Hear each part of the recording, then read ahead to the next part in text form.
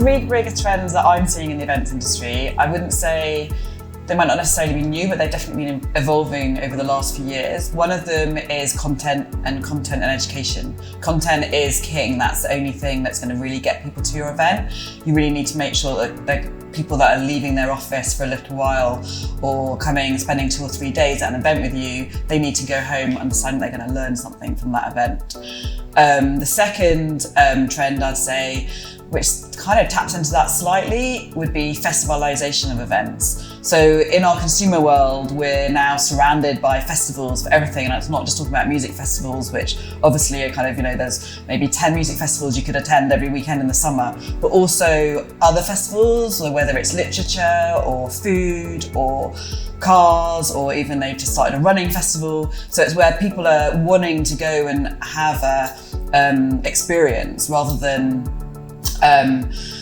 just attending an event. It's like they're having experiences in their consumer life, so now they want that also in their work life. So we as event professionals in the B2B sector need to make sure that our events are kind of reflecting what's happening in the consumer world as well.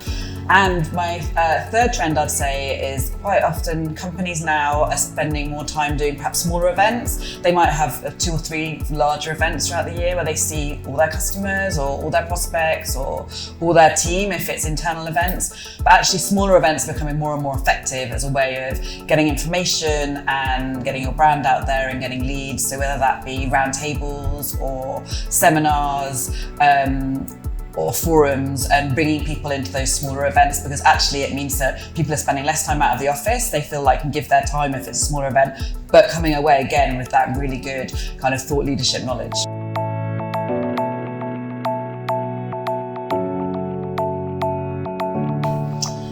What makes a world-class memorable event?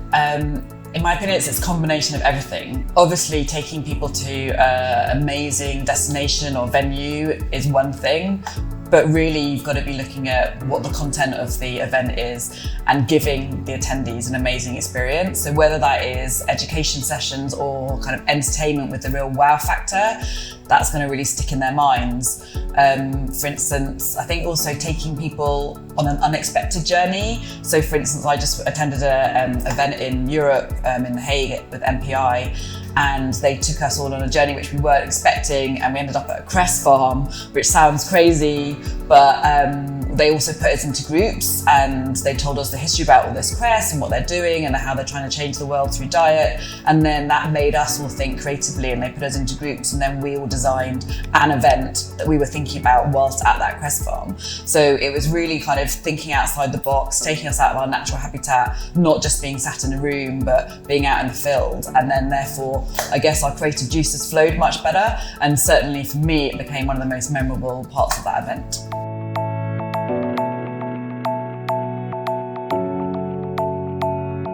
My top 3 recommendations to get attendees involved and engaged would be number 1, I think, try and get attendees to help you shape the content even before they've arrived. So you can do this by sending out surveys, maybe after the last conference or last event or prior to the new one, asking them what do they want to see at your event, what do they hope to get out of it. If they feel that they've helped shape that content, they're going to be much more engaged when they arrive. Secondly, I think you could ask them to ask questions that will help them network. Most people go to events either for education or to network and get new contacts, and actually giving them an opportunity to already network, because everyone finds it difficult.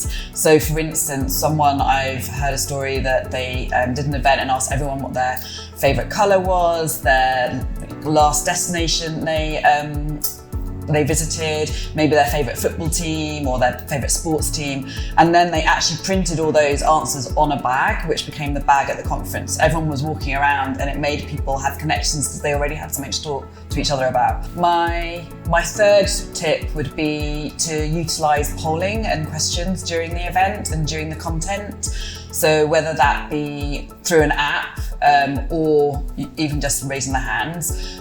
I think apps are really, really good because sometimes people don't really want to raise their hand if they're in a room with either their peers or their colleagues, but they might have a really burning question for the speaker.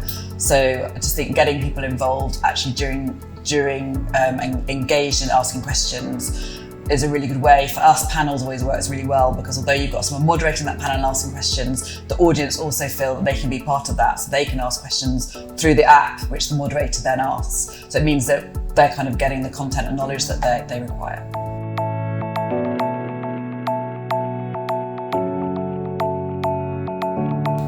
Return on investment is so key to all events nowadays, and I don't really know any event planner that doesn't have to demonstrate return on investment to their stakeholders. For us, we measure it by maybe 4 key areas. So one is actual attendance. So how many people are we getting to the event? Are they the correct people? We'll measure that by checking people in, or how many people register, then check in at the event, but also checking in sessions. So scanning at sessions, seeing how many people have come to each session, which obviously measures the popularity of that piece of content. Then another piece, another way of measuring is actually during the sessions, how engaged are they? So if you're using an app for polling, etc., how many people downloaded the app and then actually used it for polling and then also maybe used it for questions? So that's at the event, how engaged are they? And then post-event, it would be sending out surveys. I think most people nowadays would send out a survey, so you're getting proper stats on what people liked best about your event, what sessions were most popular, what their recommendations are for changing it.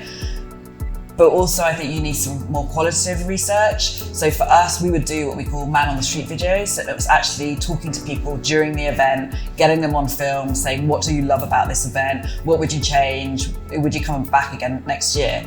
And then also I would take that even further by just getting a lot of anecdotal responses from your attendees, whether that's sort of during the event or when you see them post-event, and finding out what their thoughts were, because not everyone always fills in the survey, which is a bit frustrating, especially if you're a planner or a marketeer. You want to know that your event is really successful and they're happy with it. But I think those 4 areas are really how we would measure our ROI.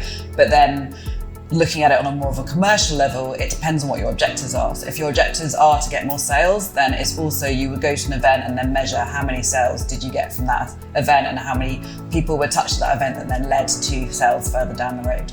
So that is also a measure for us too.